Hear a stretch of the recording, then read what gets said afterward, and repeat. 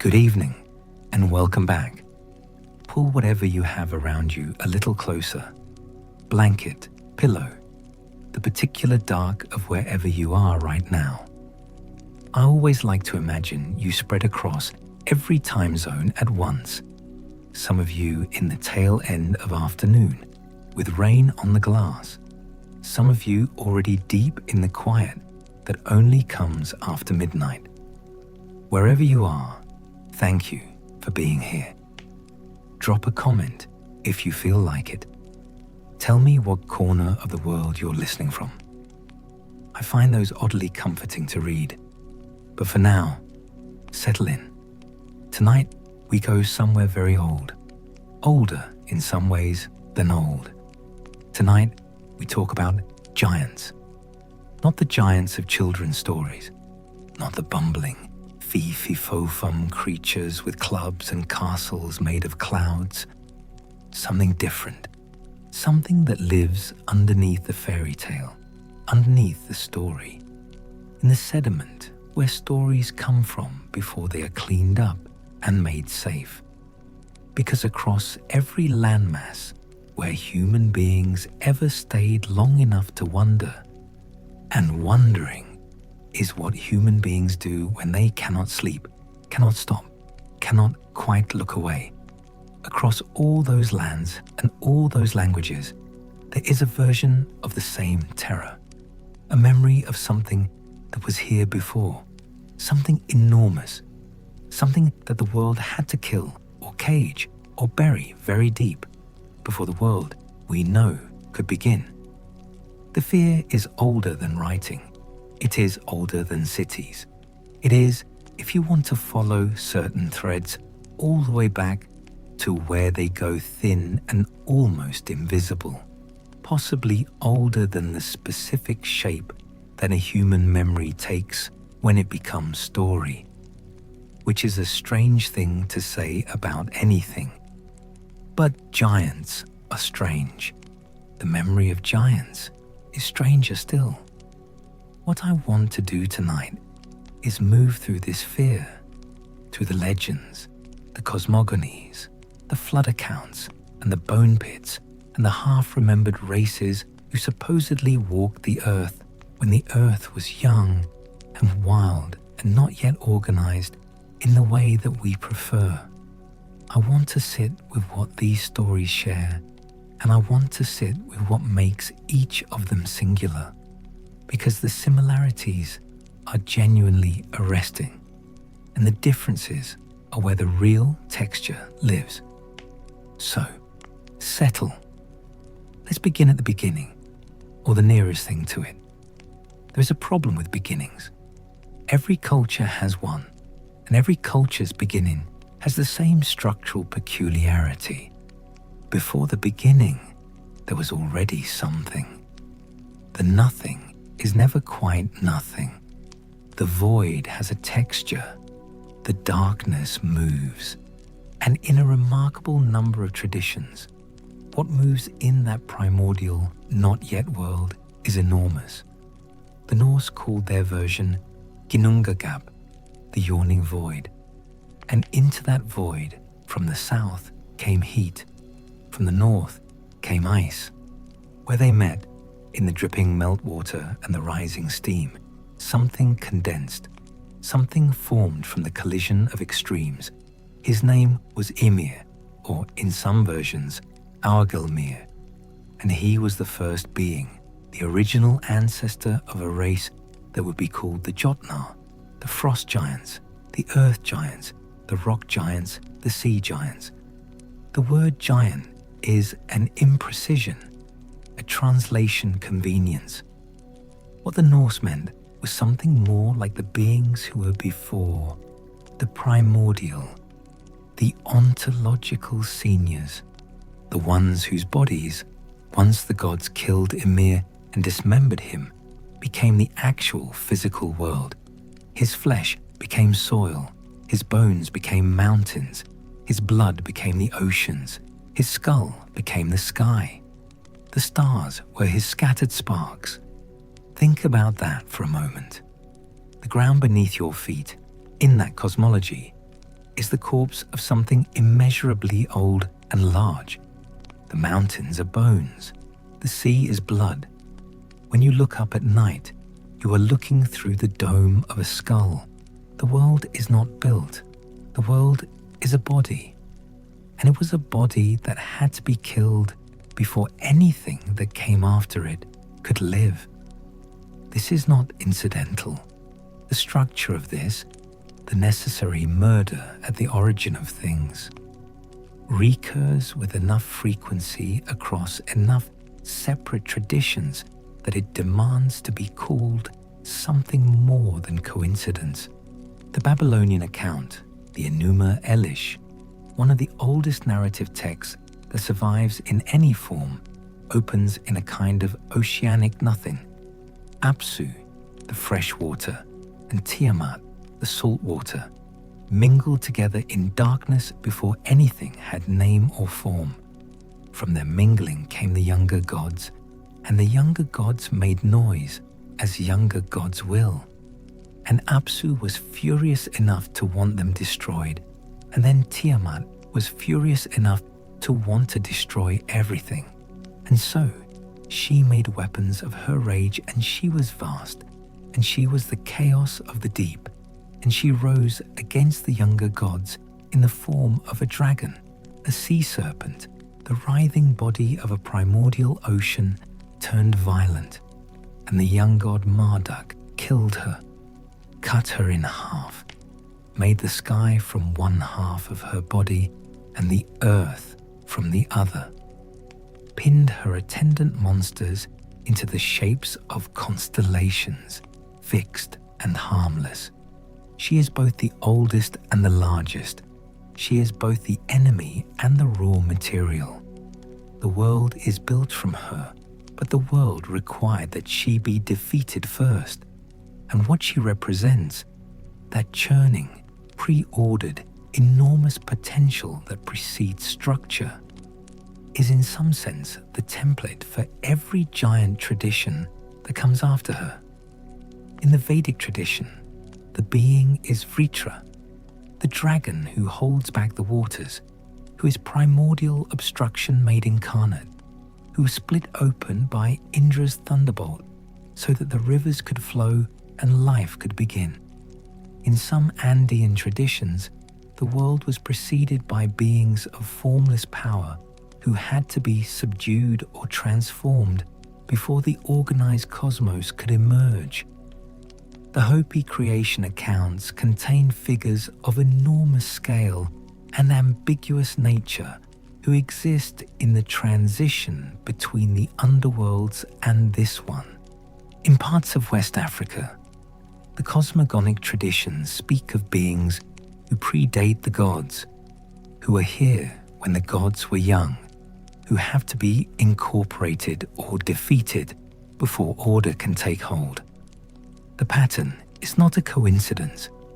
The pattern is a structure, and it tells us something that I find worth dwelling on, which is this. Every civilization that has ever tried to explain where it came from has felt the need to account for something that preceded it and was larger than it, something that had to be overcome, something whose defeat was the condition of possibility for everything good and organized and human scaled that followed. I don't know what to do with that entirely, but I know it means something. The Norse material is the place I want to linger longest in the early cosmological section, because it is almost uniquely among the major surviving mythological corpuses, genuinely interested in the giants as a civilization rather than just as a threat. The Jotnar are not simple monsters in the Norse tradition. They're relatives. They are ancestors. Odin's own mother was a giantess. The god Loki is by ancestry a giant entirely. Thor, who spends most of his mythology killing giants, is himself partially of giant blood. The gods and the giants are, in the structural terms of the tradition, the same family divided against itself. And this is worth holding, because it means that when the giants are being slaughtered in vast numbers, what is being dramatized is not the simple triumph of civilization over chaos. It is something more uncomfortable, the ongoing violent maintenance of a hierarchy that is itself contested, that is itself somewhat arbitrary, that rests on the fact of an original murder and never quite recovers its stability. The giants in the Norse world are not defeated. They are perpetually at war. They are held at Jotunheim, the land of the giants, which is across the sea, which is beyond the great wall of Midgard that the gods built from Ymir's eyebrows.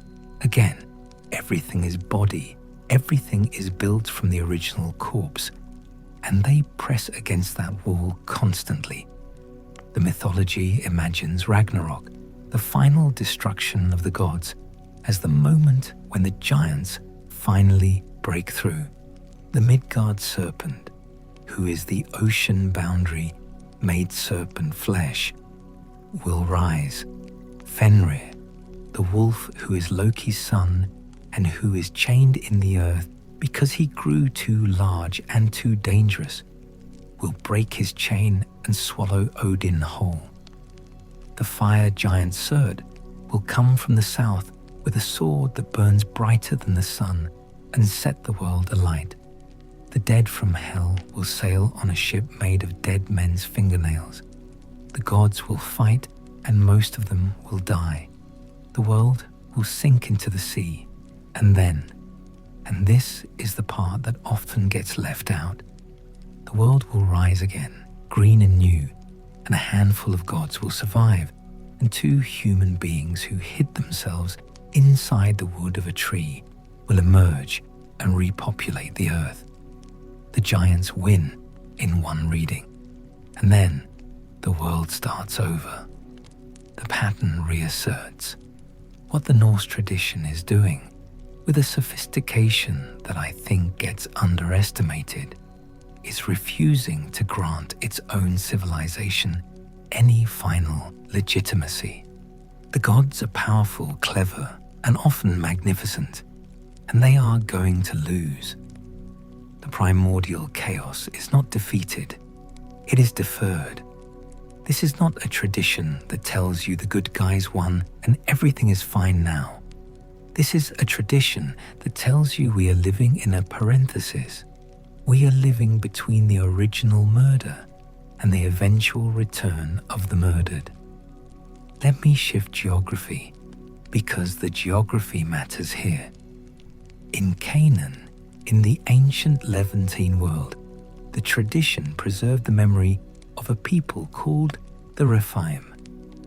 The word is difficult.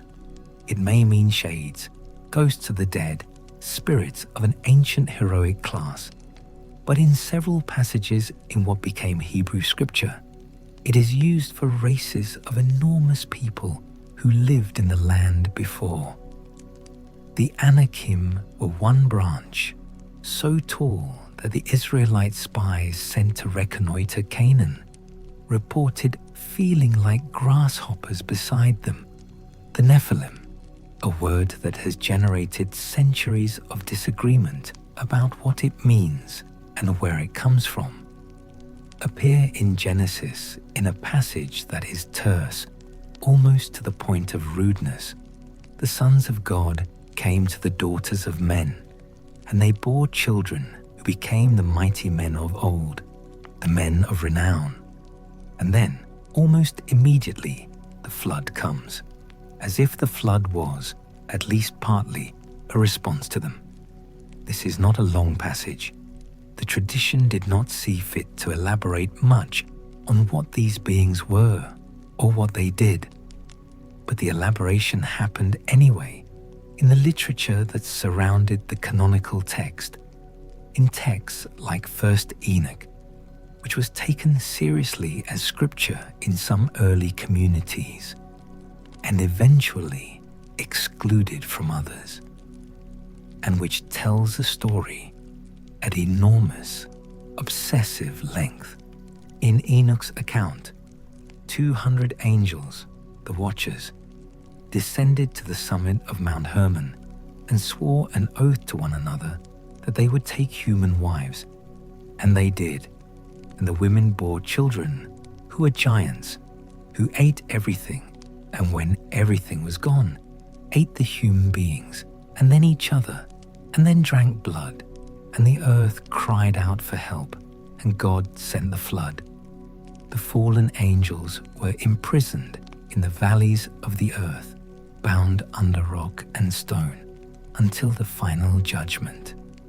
And the spirits of their enormous dead children, who died in the flood but could not go to heaven because they had no divine heritage, and could not rest because they were too large and too strange and half belonged to something else, became the demons that wander the earth, making mischief and sickness. The giants in that tradition do not die. They become the invisible infection of history. They become the unexplained malevolence that doesn't have a face. There is something in that account that keeps snagging on my attention. I'm not even sure it's the most important part, but I keep returning to it, which is the specific geography of the oath. Mount Hermon, a real mountain, one that exists on maps, one that you can stand on. The tradition is not fully mythological in the sense of taking place in a separate divine space. It is claiming to be located. The descent happened here, in this specific valley, in this particular fold of terrain. And the imprisonment, the chains under rock, means that what is buried under the real physical ground of the real physical Levant is, according to this account, enormous beings who are not quite dead. They are very old and they are bound, and if the binding ever breaks, they will rise. The mountains are bones. The earth is a grave that moves. I need to pause here, because I keep reaching for the thread that connects all of this, and it keeps multiplying in my hands. There are too many traditions, too many strands, and I am aware that the temptation in a survey like this is to flatten everything into a single, unified theory of giants, which would be satisfying and wrong. The specificity matters, the differences matter, but let me try to collect what we have so far before going further. Every major mythological tradition, across every continent where the evidence survives long enough to be examined, carries within it some version of the same structural situation. There was a time before this time, and in that time, something enormous was dominant, and the world as we know it began when that something was defeated or subsumed or buried.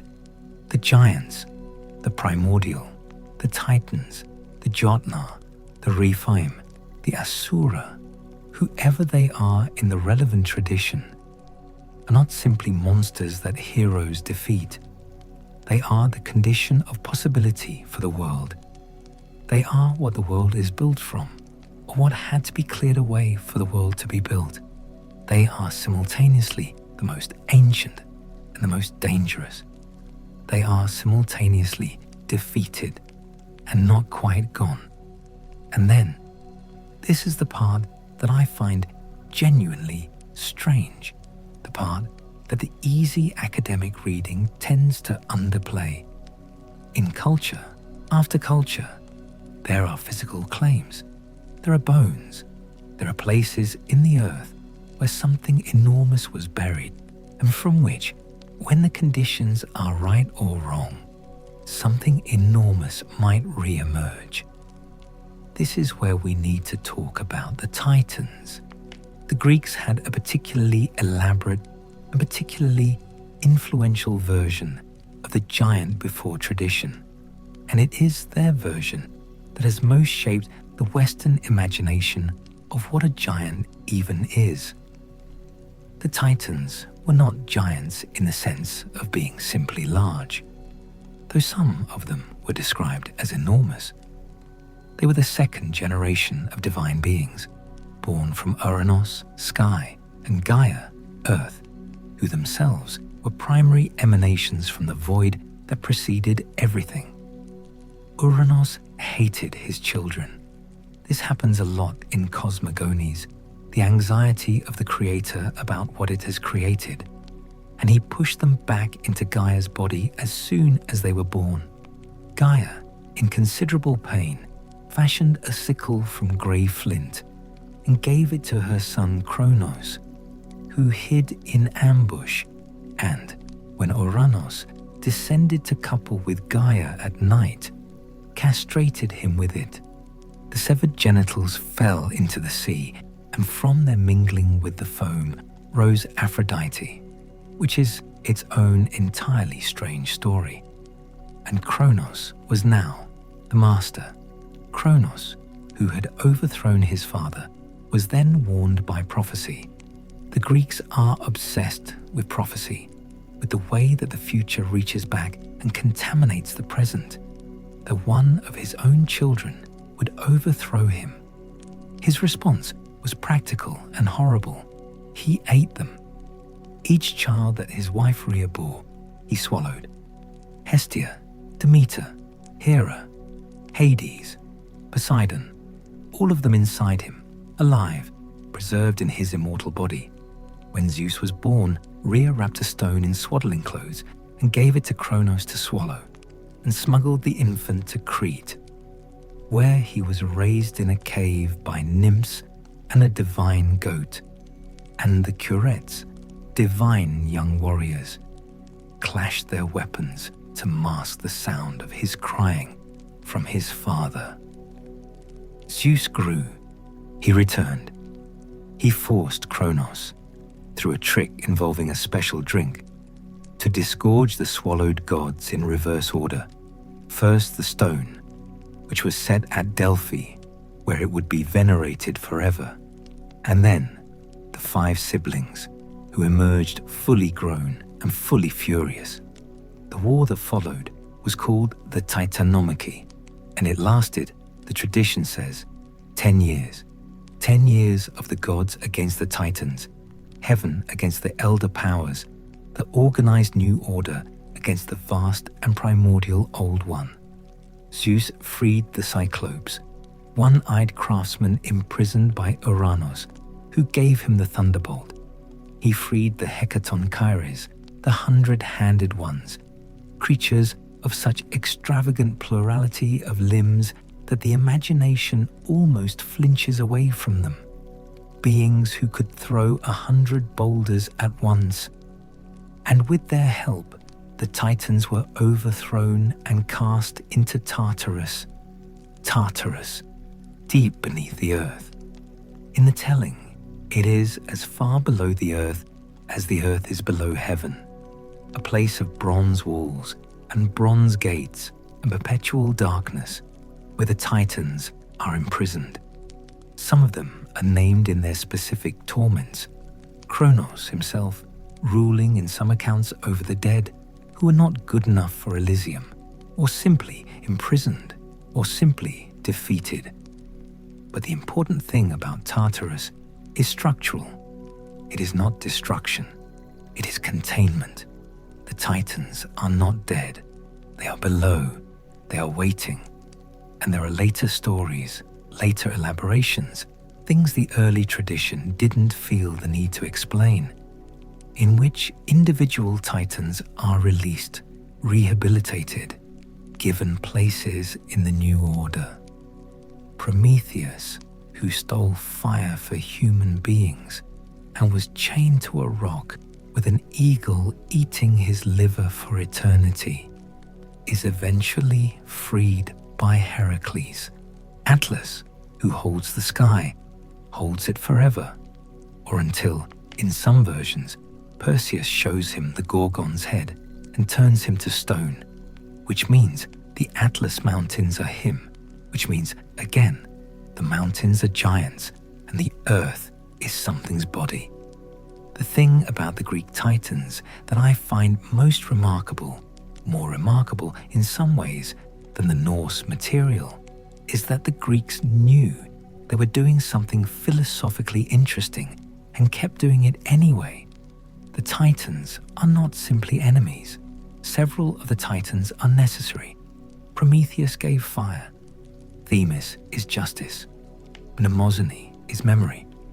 Without these ancient powers, the world of the gods would lack its most essential qualities. The Gigantomachy is not the overthrow of evil by good. It is the violent reorganization of power, and some of what gets lost in the reorganization is, the tradition knows this, genuinely irreplaceable. There is a golden age in the Greek tradition that is placed under Kronos, before Zeus, before the war. The earth gave abundantly. There was no labor, no death, no suffering. And then the war happened. And the current age is not the golden age. It is several ages removed from the golden age, declining progressively through silver and bronze and the age of heroes, which is itself a complicated interlude, toward the Iron Age, which is characterized by constant struggle and injustice, and the fact that the gods have mostly withdrawn from direct contact with human beings, and nobody feels particularly confident about anything. The Golden Age, in other words, was when the giants ruled, and it ended when they were overthrown. This is almost the opposite of the fear of giants. The Greek tradition is sophisticated enough to hold both positions simultaneously. The giants are the chaos that had to be defeated, and the giants were the time when everything was good. It is as if the tradition is insisting on keeping its own contradiction visible, refusing the easy resolution. Yes, they had to go. No, we have not been better off without them. Both things are true, and neither one cancels the other. Now I want to introduce the figures, the specific ones, the ones whose stories carry the full weight of what we're talking about. And I want to start with someone who is, in the conventional telling, a villain, or a monster, or at minimum, a problem. His name was Enkidu. Wait, Enkidu is not a giant, exactly, but he is the thing that Enkidu is, which is the creature of the wild, the being who was made by the gods from clay and set loose in the steppe, who ran with the animals and drank with them at the watering holes, and whose strength was immense, and whose body was covered with hair, and who was, according to the Epic of Gilgamesh, one of the oldest extended narrative poems that survives in any language, which dates in its written versions to somewhere around 2100 BCE, but is almost certainly much older in oral form, like the essence of Anu, the sky god, in his very body, a being who was made, not born, a being from before the city, before the walls of Uruk, before the organized world that Gilgamesh ruled as king. What I want to spend some time on here is not the full arc of Gilgamesh and Enkidu's friendship, though it is one of the most remarkable relationships in ancient literature and deserves every word spent on it. What I want to examine is what Enkidu represents structurally in the tradition's imagination before he becomes a city dweller, because what he represents is exactly what the giant before legends represent: the wilderness that preceded organization, the enormous vitality that preceded restraint, the power that predates walls and names, and the civilized negotiation of what a person is allowed to be.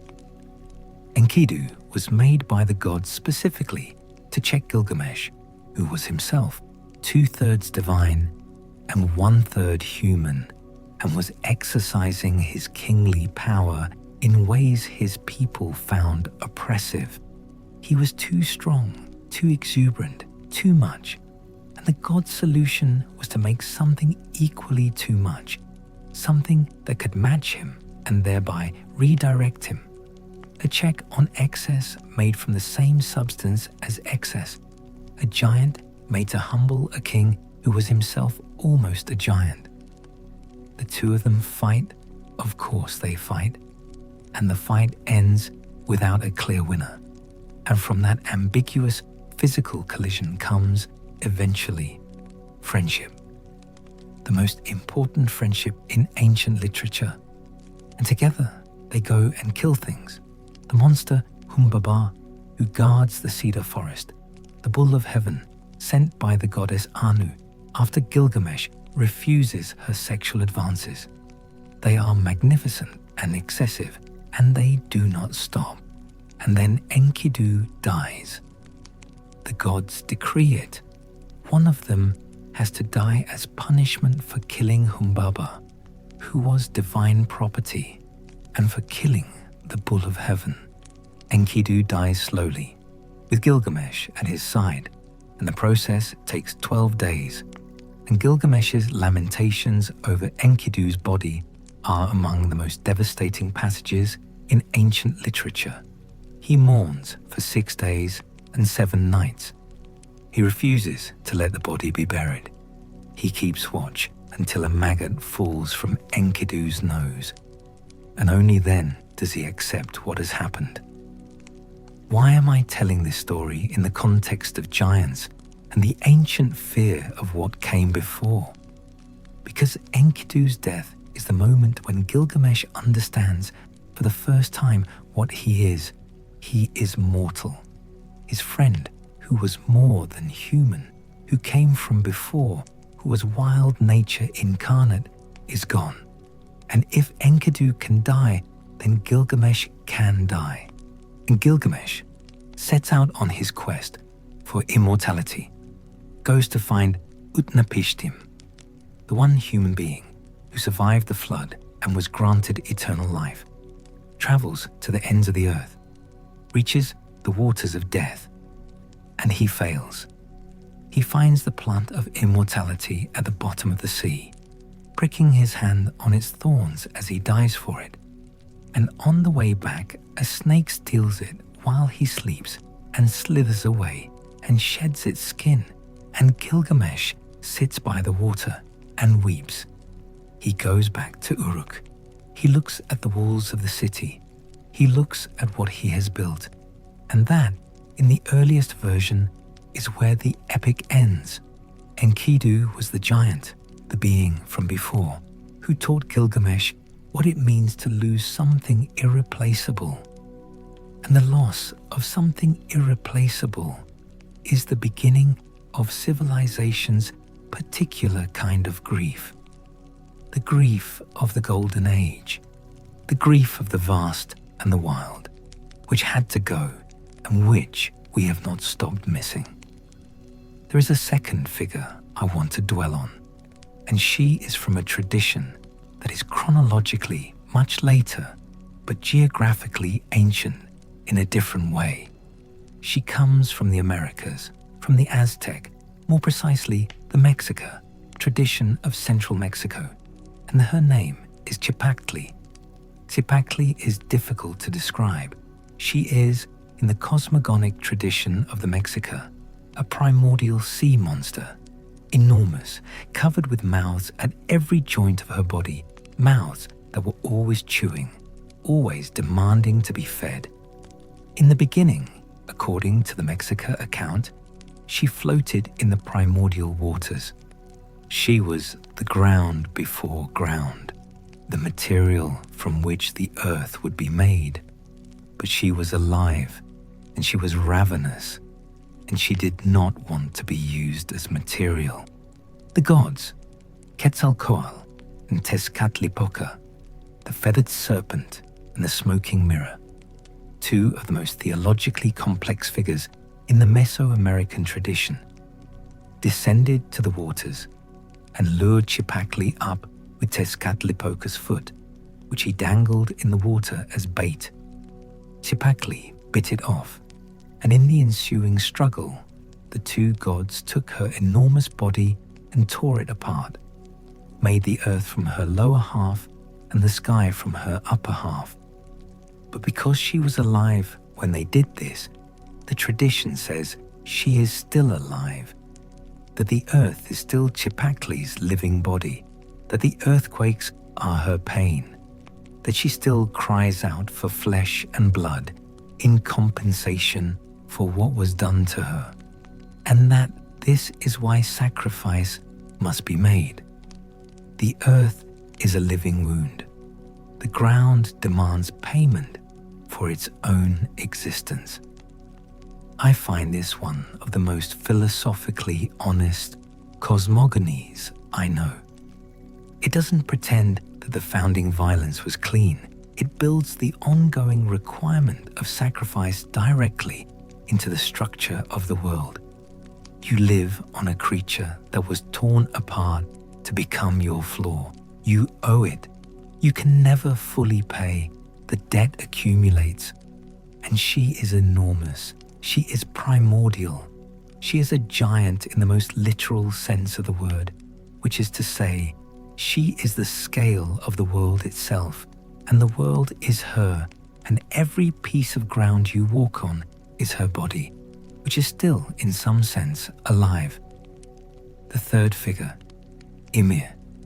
I have mentioned him, but I have not given him his full weight. Ymir is, in the Norse tradition, the first being, the original giant who formed from the collision of heat and ice in the primordial void. While he slept, the first man and woman of the giant race formed from his armpit sweat.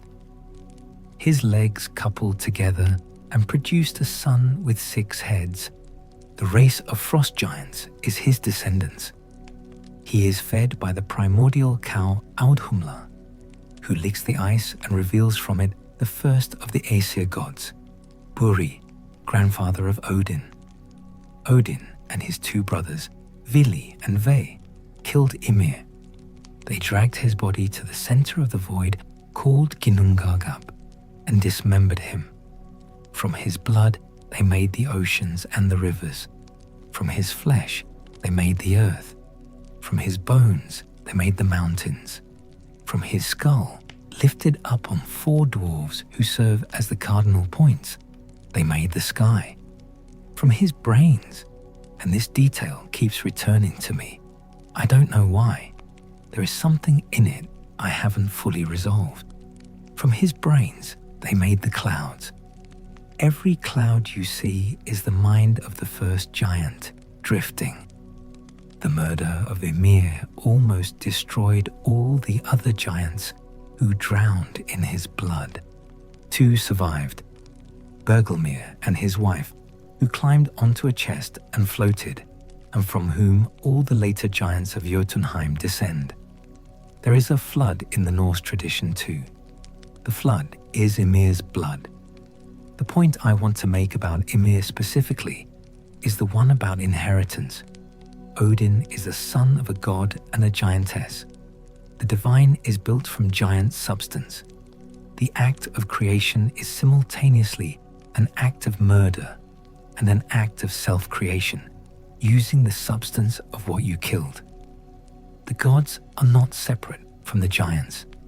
They are the giants' children who killed their grandparent and made the world from the body. And they live in that world, on that body, inside that skull, until the day when the remaining giants come back and reclaim it. Every time it rains, it is Ymir. Every time there are mountains on the horizon, it is Ymir. Every cloud, the gods are always inside the giant they killed. This is probably the right moment to talk about what human beings are in these traditions, because in a surprising number of them, the origin of human beings is specifically connected to the giant before, is in fact another version of the same murder and repurposing. In the Babylonian tradition, after Marduk kills Tiamat and makes the world from her, he kills Kingu, Tiamat's general and consort, and from his blood makes human beings. We are made from the blood of the primordial general of the primordial chaos. Our literal substance is the substance of what was defeated. We contain the giant. We are built from the giant's defeat. In the Norse tradition, after the world is made from Ymir, the first human beings, Ask and Embla, ash tree and elm, are found on land by three gods walking near the sea, lifeless but having the form of people. The gods give them breath, sense, blood, color, speech. They are fashioned, not born. They are incomplete until animated by the divine. But their names suggest they are made from living things, trees, and trees, in the Norse tradition, are part of the world that is Ymir's body. The humans are also, in this sense, made from the giant. We are looking across these traditions at what I think is a genuinely profound metaphysical claim, that the human being is a creature made from the ruins of something much larger than itself, that we carry in our substance, in our blood and bone, and the specific configuration of matter that is each body. The trace of the primordial, the enormous, the defeated. We are what happens when the giant substance gets organized into something small enough to have a name. Let me collect that thread and move forward. Anyway, there are the bones. I want to spend time on the bones because they are real, in the sense that people really found them and really believed they knew what they were, and the believing matters as much as the finding. Across the ancient Mediterranean, enormous bones were periodically unearthed, bones of a size that clearly did not belong to any animal familiar to the people who found them. The Greeks interpreted these as the bones of heroes, titans, or giants. Adrienne Mayer, in her work on fossils in ancient traditions, has documented this with remarkable thoroughness. The bones of Pleistocene megafauna, mammoths, giant ground sloths, the enormous creatures that preceded the current configuration of animal life, were regularly discovered and regularly attributed to the giant beings of mythology. At Samos, enormous bones found in prehistoric deposits were said to be the remains of the Nedes, monstrous beasts destroyed by the sound of their own roaring. At Tegea, bones described as enormous were identified as the bones of Orestes, hero son of Agamemnon. The oracle at Delphi was consulted about the bones of heroes. The bones had prophetic power, were sometimes moved between cities to strengthen alliances or ensure military success. In Sicily, the Greeks found enormous skulls with a single central cavity where the nasal passages met and interpreted them as the skulls of cyclopes. They were, in fact, the skulls of dwarf elephants, whose trunk cavity produced exactly that central opening. The bones were there. The bones were real. What the bones were interpreted as was determined by the tradition, by the pre-existing expectation that the world had been populated by enormous beings who preceded the current order and whose remains might still be found if you dug in the right places. And this is, I think, not entirely wrong. Not in the literal sense. The mammoth is not a titan. The dwarf elephant skull is not a cyclops. But in the structural sense, the fossil record is, in fact, the record of something that came before, something enormous that the current world is built from and around, something that has gone. but left its traces in the ground for us to find. The myths are not accurate natural history, but they are, in some strange way, accurate about the experience of encountering natural history, the experience of digging up something vast and old and incomprehensible and feeling in your bones that the world was once different, was once larger, was once inhabited by something that makes you feel, by comparison, small. The fear of what came before is, at least partially, a fear that is appropriate. Something did come before. Something enormous did live here. The bones are real. Among the figures who carry the fear of the giant before most intensely in the Greek tradition, and I want to give each of the heroes their full weight here, because the hero tradition is in many ways the tradition of what happens when human-scale beings encounter or descend from the giant scale. The one who cannot be left out is Hercules, not because he is the most interesting, but because he is the most structurally important, and because his 12 labors are almost entirely a catalogue of encounters with the vast, the primordial, and the monstrous. Hercules was born, and this is where the gigantic scale enters from the very beginning, from before the beginning, from the union of Zeus with the mortal Alcyoneus. Zeus, who needed to visit her, extended the night to 3 times its normal length. A child conceived in a night that long is already outside normal time, already anomalous, already carrying in his conception the mark of the not quite human scale. Hera, Zeus's wife, hated him for the simple fact of his existence, for being the evidence of her husband's infidelity, and tried to kill him, even in the cradle. She sent 2 serpents. The infant Hercules, in the dark of his crib, strangled them both, one in each hand. When the family found him in the morning, he was playing with the dead snakes like toys.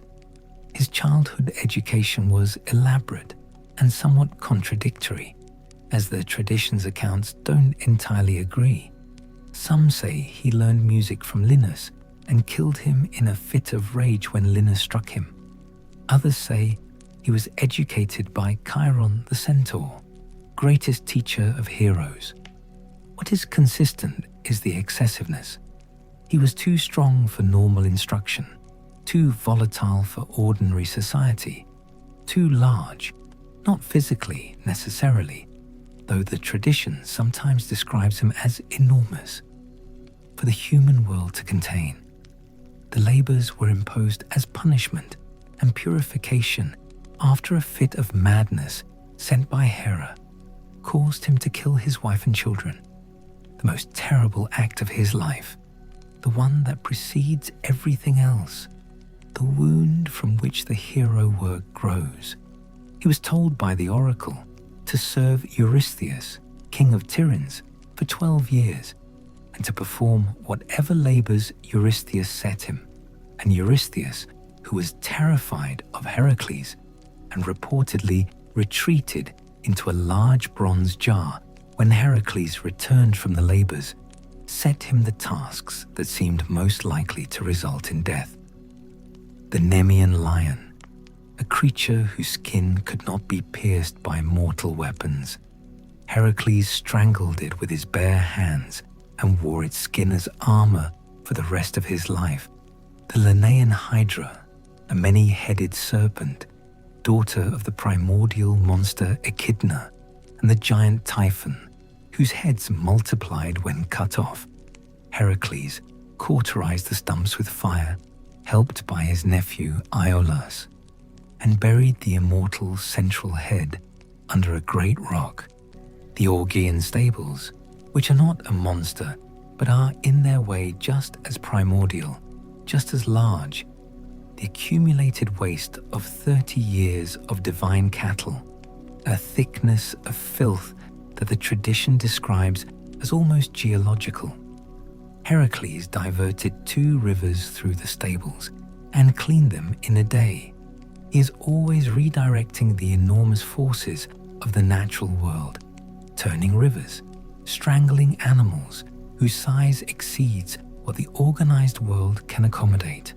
The Cretan bull, the one that had fathered the Minotaur on Queen Pasiphae, he brought back alive and eventually released it near Marathon, where it terrorized the countryside until Theseus killed it.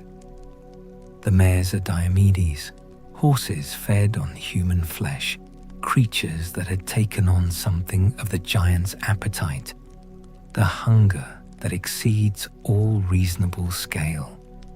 Heracles fed Diomedes to his own horses, then tamed them. But the 2 labors I want to linger on are the ones that take him to the edge of the world and over it, because it is at the edges of the world that the primordial is most concentrated, the apples of the Hesperides, for which Heracles had to travel to the garden at the western end of the earth, at the foot of the Atlas Mountains, which are Atlas, who is a titan who holds the sky. And in some versions of the story, he persuades Atlas himself to get the apples while he holds the sky. Atlas, free of his burden for the first time since the Gigantomachy, brings the apples and is reluctant to take the sky back, and Heracles has to trick him into it. The giant and the hero, both holding the sky for a moment, looking at each other. What passes between them is not quite in the text, but the tradition always knows that Heracles is also partly divine and partly giant, the half-god who was born from divinity, making space in a mortal night, and that his encounters with the Titans and the primordial are encounters with something related. And then there is the capture of Cerberus, the 3-headed guardian of the underworld, which requires Heracles to descend to the realm of the dead itself and return. He goes there and he comes back. He does this with Cerberus in his arms, a creature of impossible scale by definition. Anything that guards the threshold of death must be of a different order of being, and he brings it into daylight. And the flowers where its mouths drip are poisoned thereafter. The 12 labors are a map of the world's giant residue. They show you where the primordial has not yet been cleared away, where the enormous, the preordered, the excessively vital still presses against the edges of the civilized. And they show you what the hero does. He goes to those places, he encounters what lives there, and he does not always destroy it.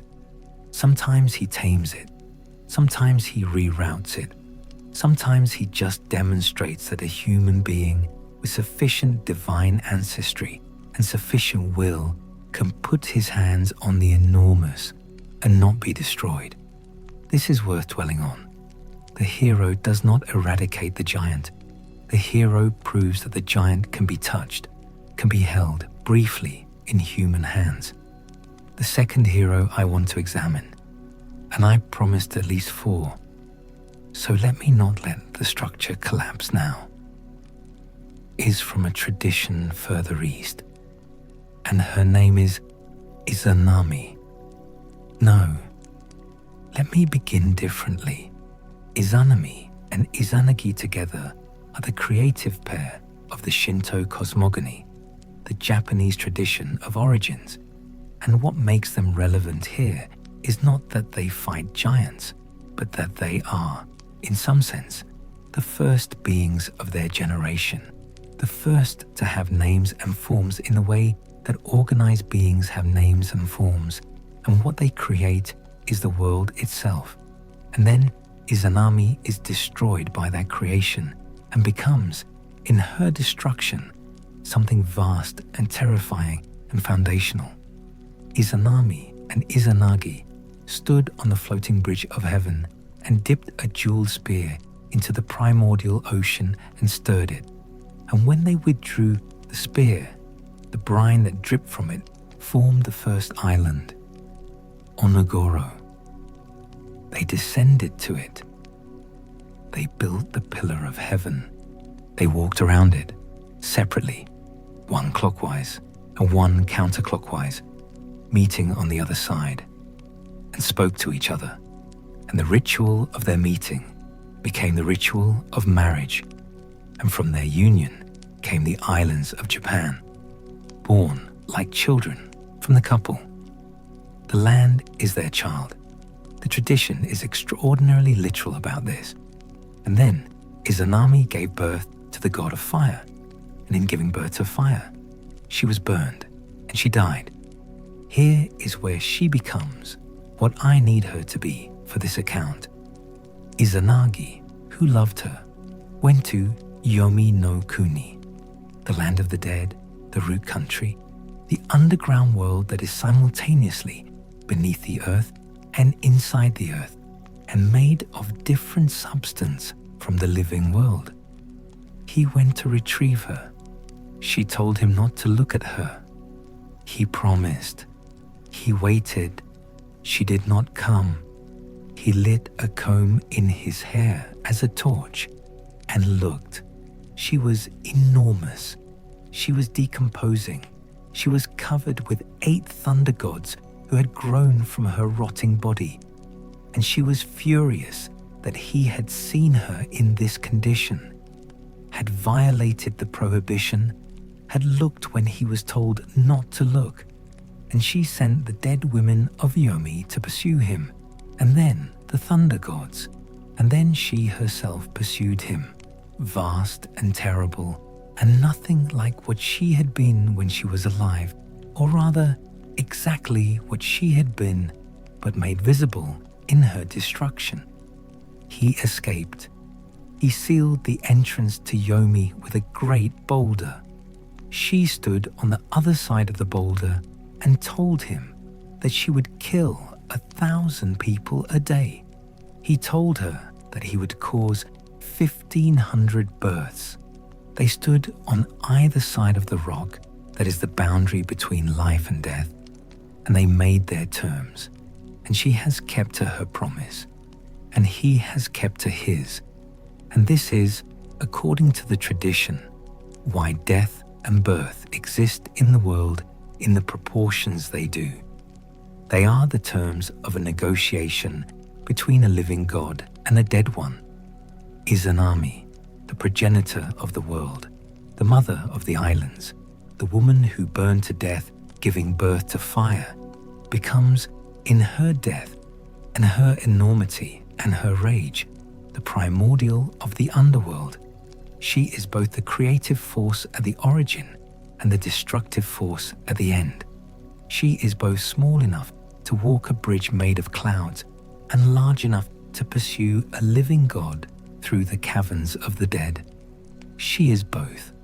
This is, again, the same structure we have seen in Tiamat, in Shipactli, in Gaia, the creative feminine that is simultaneously the origin and the terror, the thing that the world is built from, and the thing that, if let loose, the world cannot contain. I want to be careful here.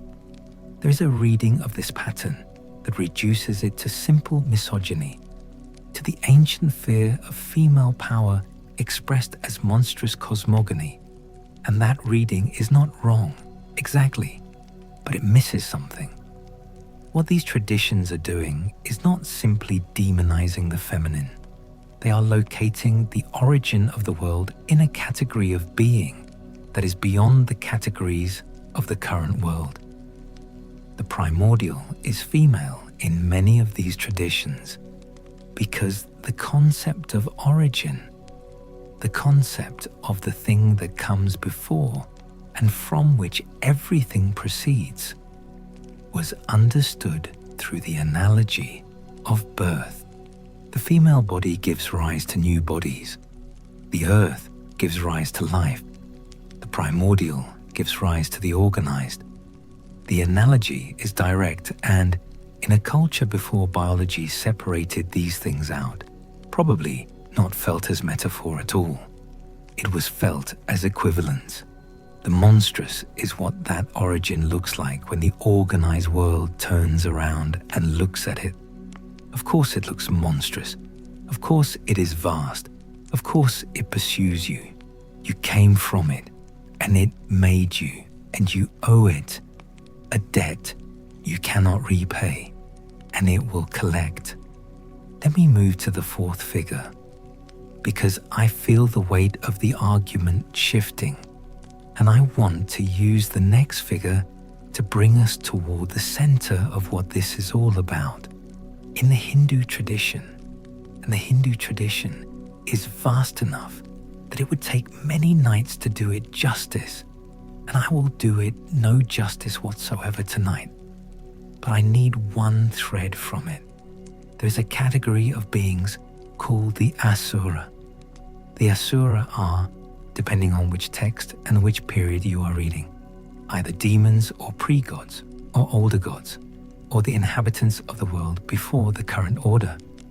The word itself may be related to the Zoroastrian Ahura, the divine, suggesting that the Asura and the Deva, gods, were once understood as the same category of being and only later became opposed. In the Vedic period, some Asura are simply powerful supernatural beings. In the later period, they are reliably enemies of the Deva, opposing the organized cosmic order.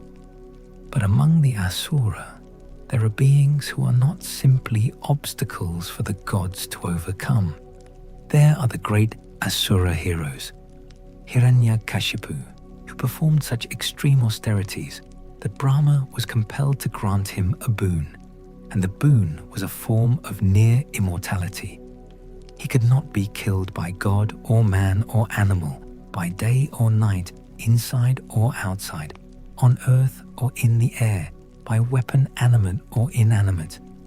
He could not be killed. He was effectively unconstrained, and he used this immunity to become the most powerful being in existence, to declare himself God, to demand worship, to represent the primordial that will not submit to the organized. He was killed because in these stories, someone always finds the loophole by a being who was neither God nor man nor animal, at the threshold of a doorway, neither inside nor outside, at twilight, neither day nor night, by being disemboweled with fingernails, neither weapon animate nor inanimate. The god Vishnu appeared in the form of Narasimha, the man-lion, the half and half, the being who is the category error that defeats the undefeatable, and Hiranyakashipu died.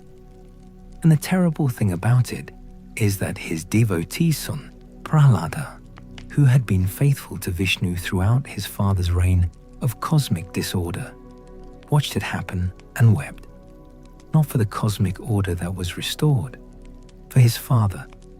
This detail feels true to me in a way that the purely triumphalist versions of the story do not. The giant is your father. The giant is the old order that had to fall, and it fell, and it was necessary, and you grieve it anyway. The grief doesn't cancel the necessity. The necessity doesn't cancel the grief. This is the fourth hero, or rather, the fourth figure who carries the weight of what I'm tracking, which is not always a hero in the conventional sense, but always someone whose story is structured around the encounter between the human scale and the primordial scale, and the cost of that encounter. Prahlada, the child who loved his monstrous father and watched him die and survived to build a world that no longer had a place for what his father had been. He is the survivor. He is the one who is left on the other side of the violence that the world requires. The heroes of the giant before tradition are always, in some sense, survivors. They are the ones who came through, and the stories of what they came through are told so that future survivors, you, me, the listener, in whatever darkness they have pulled around them tonight, know what the shape of survival looks like. Know that it is possible to stand in the presence of something enormous and ancient and not be destroyed. Know that the encounter leaves marks. Know that the marks are part of the inheritance. Let me collect the thread of the great conflict now, because all of these individual stories are tributaries of a central event that I have been circling, and I want to look at it directly. The central event is always the same event, the moment when the world as we know it has to be defended against what came before, and the cost of that defense is paid in violence of a scale that reorganizes everything. Every tradition has this moment. It is not always a single battle. Sometimes it is a flood. Sometimes it is a gradual process. Sometimes it is a long war. Sometimes it is a single, terrible night. But the structure is always the same. In the Norse tradition, the Aesir-Vanir War, which is less discussed than the Titanomachy but structurally similar, is the conflict between two tribes of gods, which ends not in the destruction of either side, but in their merger with the exchange of hostages that become adopted family members. The giants are not involved, except that they are always involved, because the background pressure of the Jotnar is what makes the internal unity of the gods necessary in the first place. The threat from outside organizes the inside, but the Ragnarok, which is not yet, which is predicted, which is the event that all Norse mythology is tilting toward, is the final version of the great conflict. The death of Balder, the most beloved of the gods, triggers a chain of events that leads to the binding of Loki. Loki, who is a giant son, who is the trickster who finally tilts too far toward the destructive. And the binding of Loki is what the tradition identifies as the beginning of the end, because something bound will eventually break free, because the containment of the primordial is always temporary. When Loki breaks free, chained in a cavern where a serpent's venom drips on his face and his wife Sigyn catches the drops in a bowl. But when the bowl fills, she must carry it away, and in those moments the poison falls on him and he writhes in agony and the earth shakes, which is how the tradition explains earthquakes. When he breaks free, the apocalypse begins. The giants cross the sea. The wolf Fenrir swallows the sky. The Midgard serpent rises. The dead sail. And the gods fight, and most of them die. Odin is swallowed by Fenrir. Thor kills the Midgard serpent and takes 9 steps and falls from its venom. Tyr and the hound Garm kill each other. Freya, who gave away his magical sword long ago for love of a giantess. This is the tradition's uncomfortable acknowledgement that the gods are entangled with the giants by more than just war, by desire, by the particular form of love that goes toward what you fear. Freya fights Surt with an antler and falls. Surt, the fire giant, sets the world alight. Everything burns, and then the earth sinks into the sea. But not permanently. The tradition knows this. After a time, not specified, not calculable, the earth rises again, green and new. The fields bearing grain that no one planted. The surviving gods meet. Balder returns from the dead. two humans who hid in the world tree emerge and repopulate the earth. The whole cycle begins again. The Aztec tradition has a more explicit cycle of destruction and recreation. The suns, as they are called, the ages of the world, of which the current age is the fifth. The first four were each created and then destroyed by a jaguar, by wind, by rain of fire, by flood. Each destruction involved the failure of the creative beings, the primary gods, to maintain the order they had made, and the primordial breaking through. The fifth sun was created through sacrifice. The gods gathered at Teotihuacan in the darkness that follows the destruction of the fourth world, and two of them threw themselves into a great fire, and from their burning, the sun and moon were born. But they were stationary. They would not move across the sky until the other gods sacrificed their blood to set them in motion. The world required the sacrifice of gods for its sun to move. Every day the sun rises because of a sacrifice that was paid before time began, and every day it must be maintained by sacrifice of the living. The world runs on the repayment of an original debt. This is why the Aztec practice of human sacrifice, which is often treated in isolation as a particularly bizarre and brutal cultural feature, is intelligible only in the context of this cosmology. The world requires sacrifice. The debt is real. The choice is whether to acknowledge it.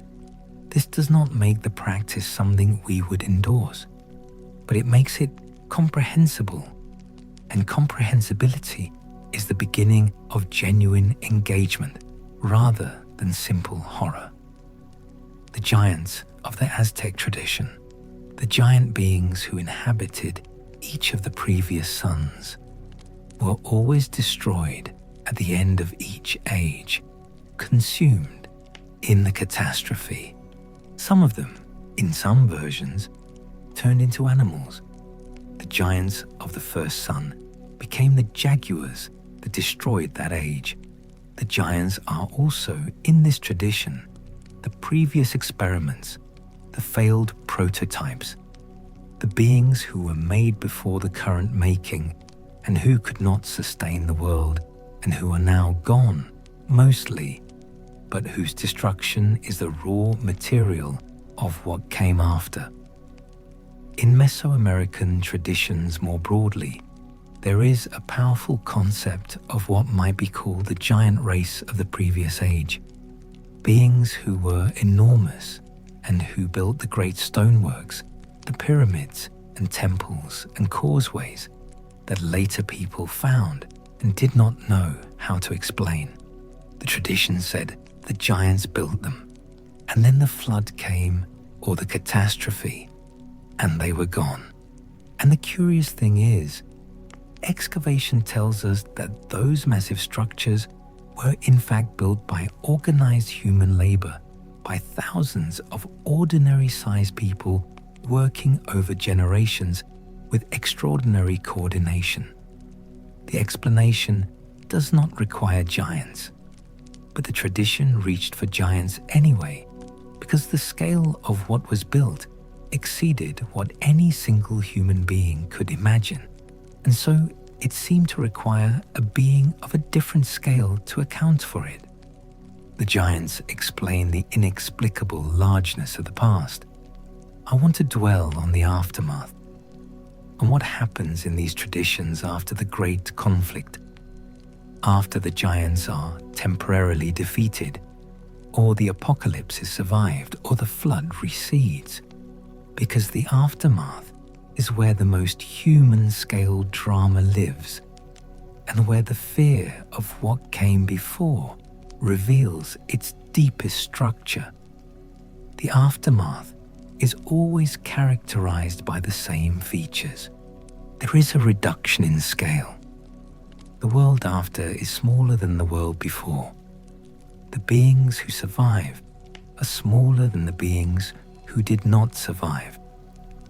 The gods, if they are still present, are more distant, less willing to appear directly, more likely to communicate through intermediaries, through omens and oracles and the ambiguous language of dreams.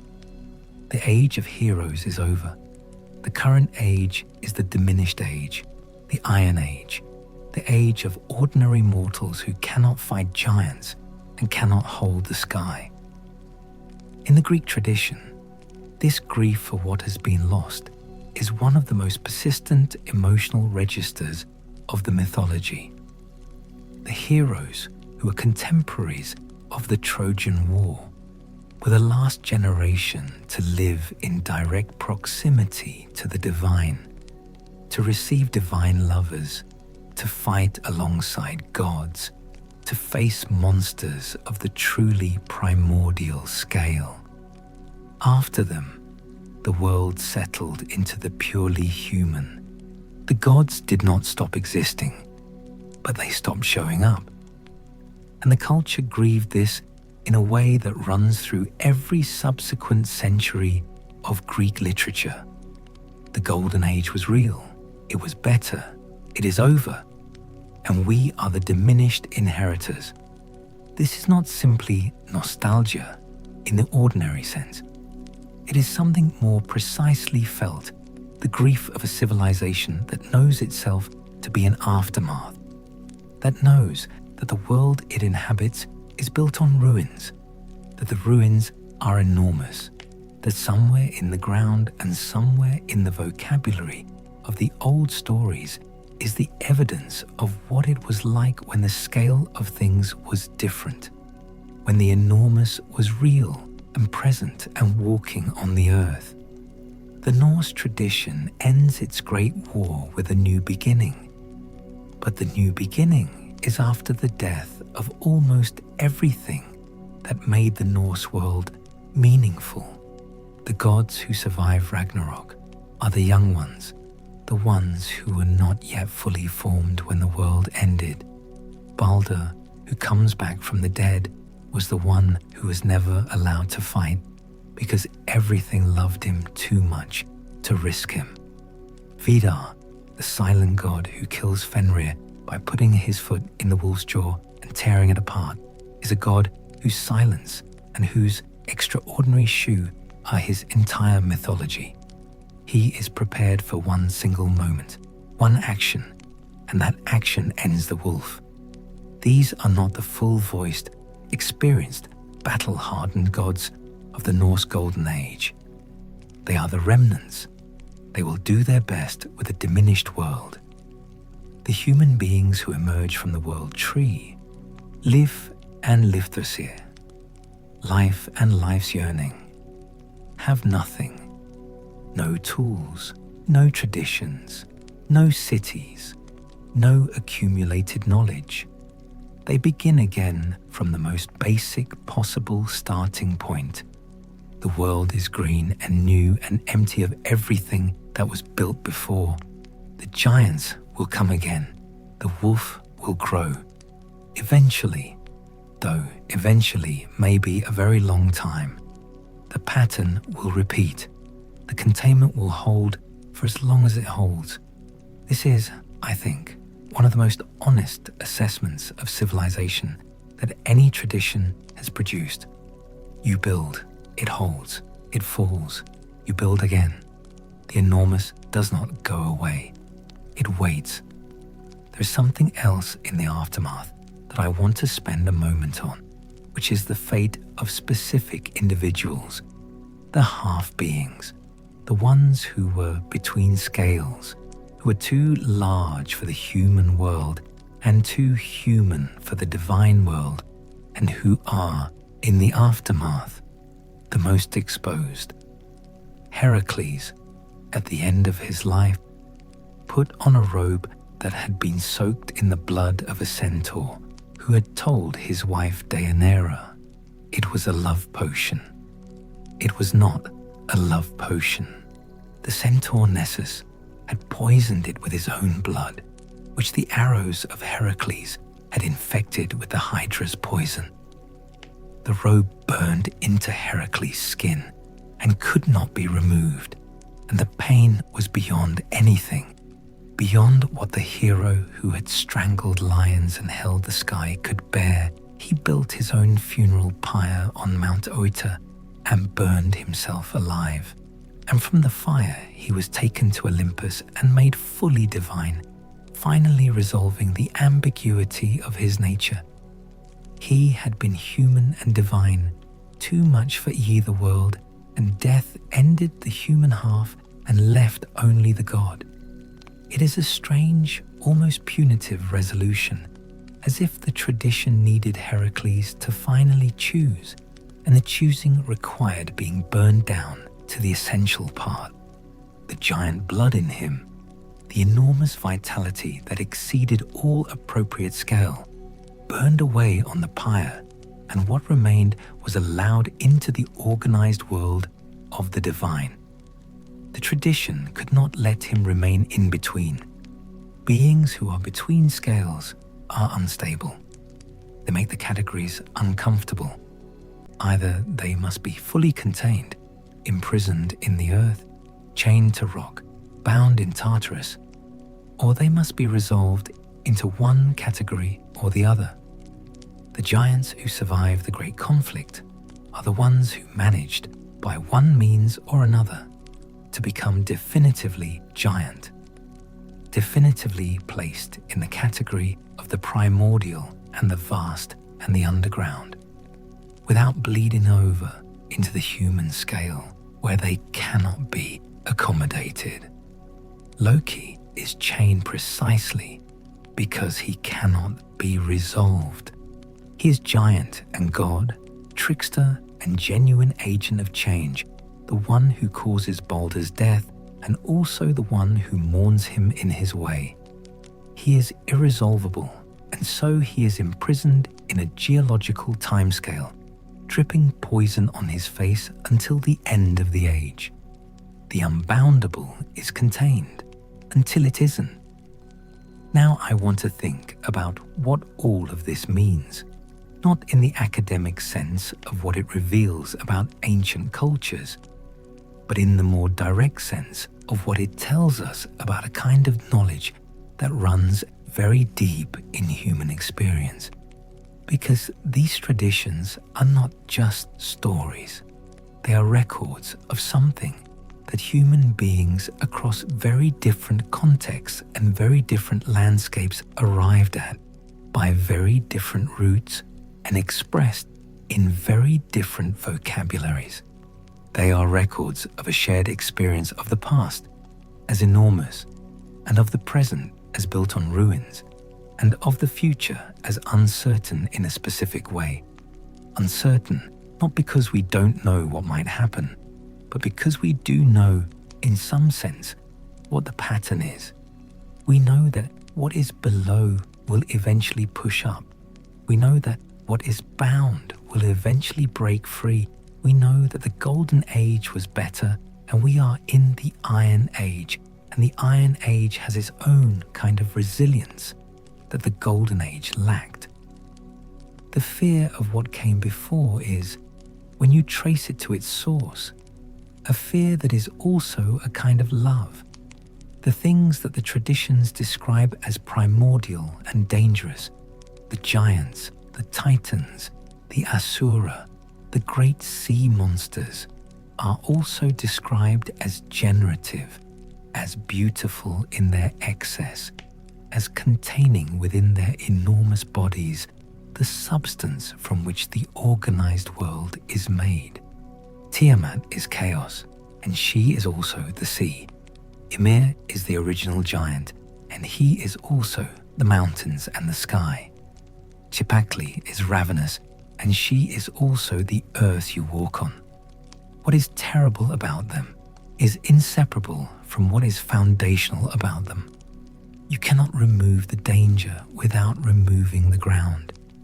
This is the paradox that the traditions keep returning to in one form or another.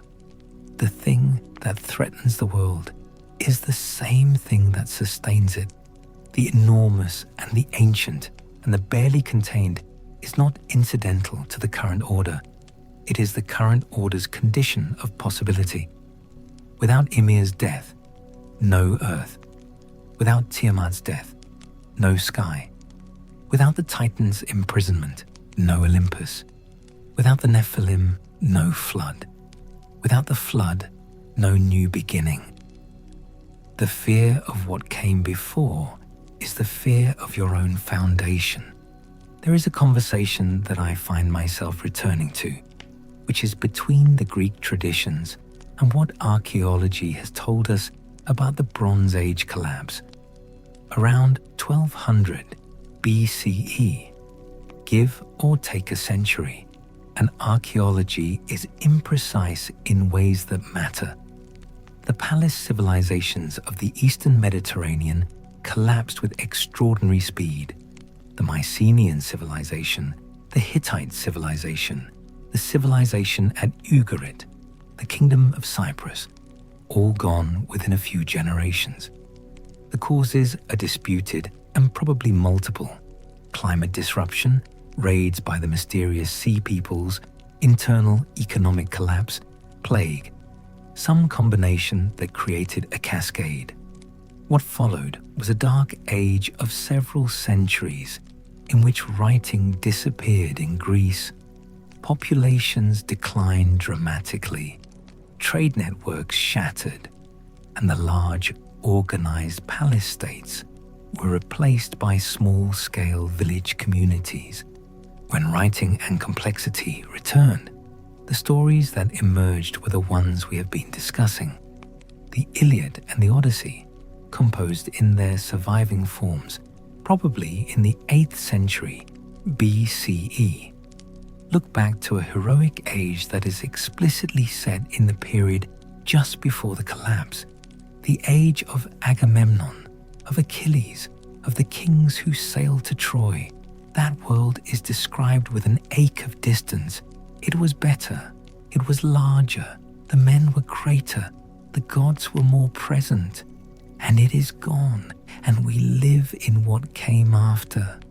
The giants that existed before even that heroic age, the titans, the cyclopes, the builders of the enormous walls that still stood at Mycenae and Tiryns in the 8th century BCE, so much larger than anything contemporary builders could produce that the tradition attributed them to Cyclopes, who must have been enormous to move such stones. Those giants are even further back, even more lost. The heroic age is a diminishment from the golden age. The current age is a diminishment from the heroic age. Each step away from the primordial is a step away from the enormous, the vital, the terrifying, and generative original. The experience of looking at a Bronze Age wall, at the Lion Gate at Mycenae, the lintel of which weighs 18 to 20 tons, placed with a precision that still commands the respect of modern engineers, and trying to understand how it was made with the tools available in the organizational context of 3,000 years ago, produces an experience of the past as vast and incomprehensible that is not entirely unlike the experience the mythology describes. Something enormous was here before. We do not know what it was exactly. We cannot quite account for it. There is a moment I am reaching for an analogy that I am not sure works, but there is a moment in the experience of standing in front of something made by a past civilization that exceeds your current scale, when you feel what I think the giant traditions are trying to describe. A sense of displacement, of being smaller than you expected to be, of the past being more present and more foreign and more enormous than the present has made room for. That is the feeling that the stories are records of, not metaphor, phenomenology. The traditions know this feeling is not just about individual people feeling small. It is about civilizations feeling small, about cultures that are built on the ruins of earlier cultures, looking back at those ruins and finding them incomprehensible, and finding the incomprehensibility terrifying, and finding the terror inseparable from a kind of reverence. You do not worship what you do not fear. You do not fear what you do not, on some level, recognize as vast and real. The bone pits of the ancient world, the places where enormous fossils were found and interpreted as giants, were treated as holy places. The bones of heroes were moved between cities like relics, treated with the same reverence as the bones of saints in a later tradition. The enormous was sacred. The enormous was dangerous. The enormous was both, and you could not separate those qualities, and you would be foolish to try. There is a thread in almost every tradition that connects the giants to the dead, not just to ancient death, but to death in general, to the underworld, to the realm beneath the earth where enormous beings sleep. The Nephilim spirits become demons. The Jotnar, who die in the primordial flood, are the ancestors of the giants who will destroy the world at Ragnarok. The Titans in Tartarus are underground, and they are technically not dead. Izanami in Yomi is technically not dead. She is dead but continues, which is a different and more unsettling category. Hiranyakashipu's devotee son suggests that even the defeated primordial might be mourned, might continue as a kind of love. The underworld in these traditions is always enormous, more enormous than the living world above it.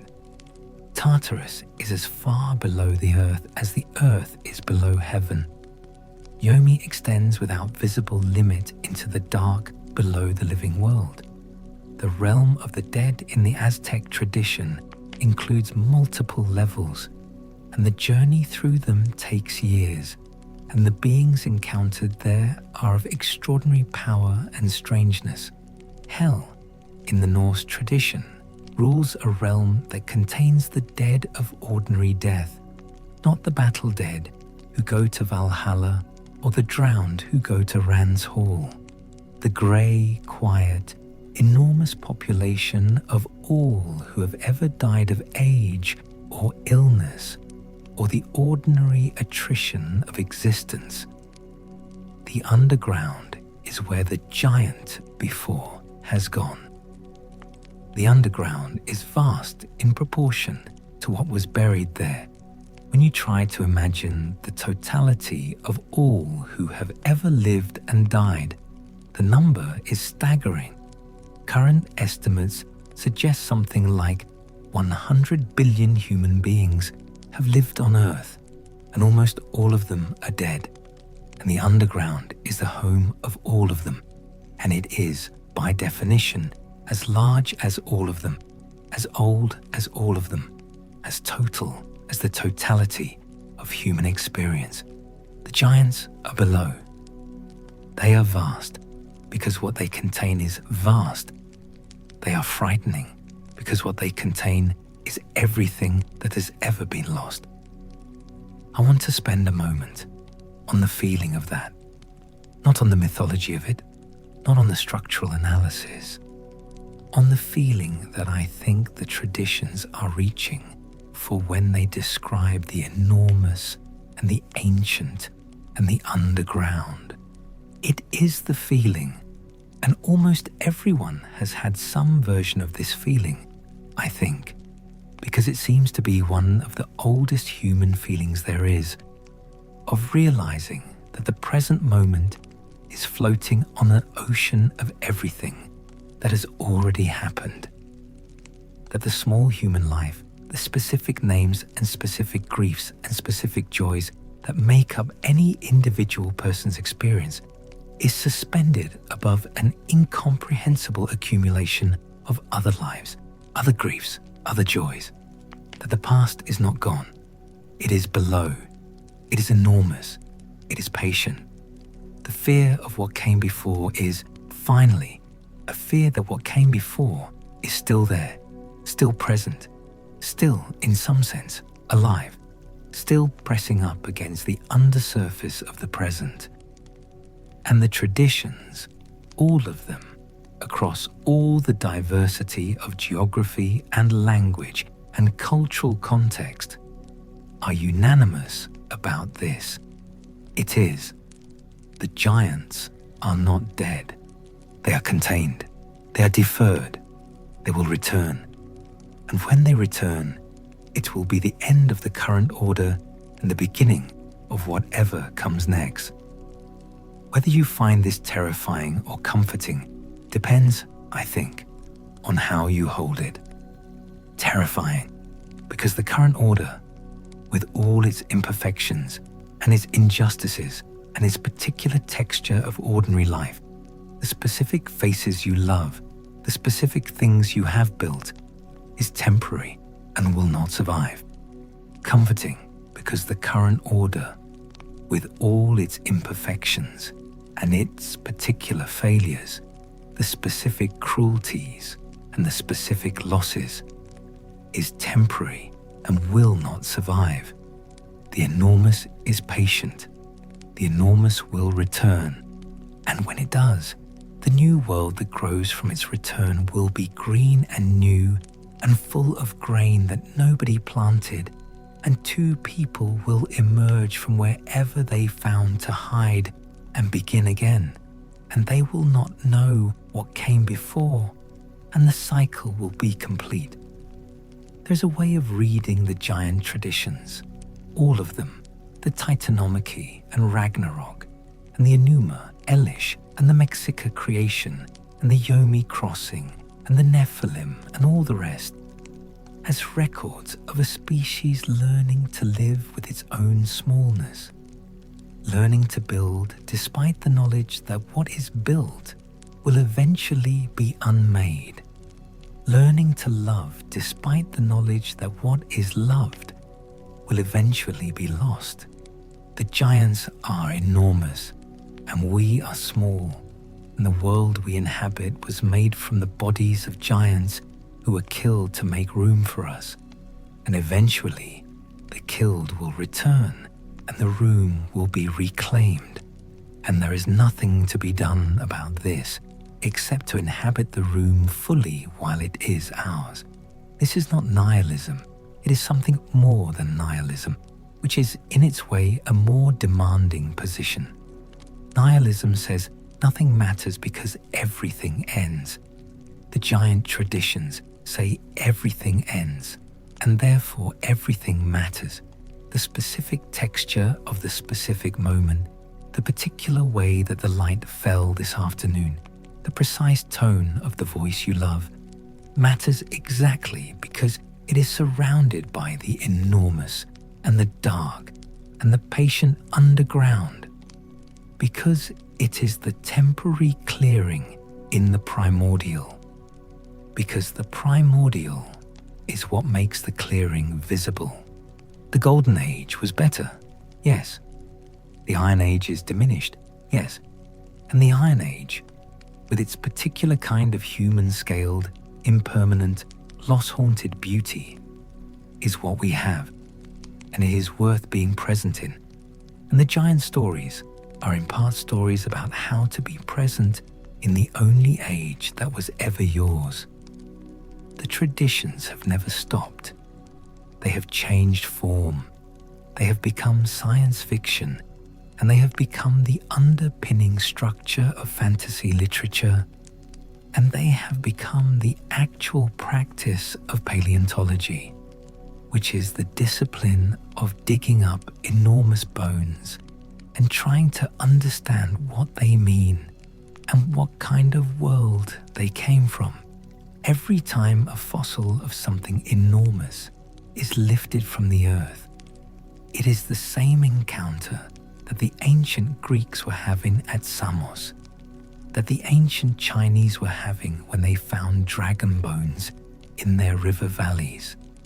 that the ancient peoples of the American West were having when they unearthed mammoth remains and understood them within the traditions of giant beings who lived before.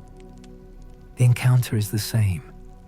What changes is the interpretive framework. What does not change is the feeling. The feeling is something enormous was here before. We are built on it.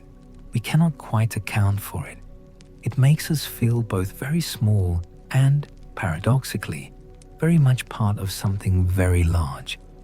The giant traditions survive in children's stories, yes, but also in the structure of the stories we tell about where we came from and what preceded us and what might return. Every story of a buried civilization, every archaeological wonder that exceeds the scale of what we thought possible, every fossil that rewrites the boundaries of what was alive on this planet. Each of these carries the emotional structure of the giant legend. Something was here before. It was vast. Its absence made the world possible, and the world carries it still in its bones, in its ground, in the mountains that are bones, and the clouds that are minds, and the oceans that are blood.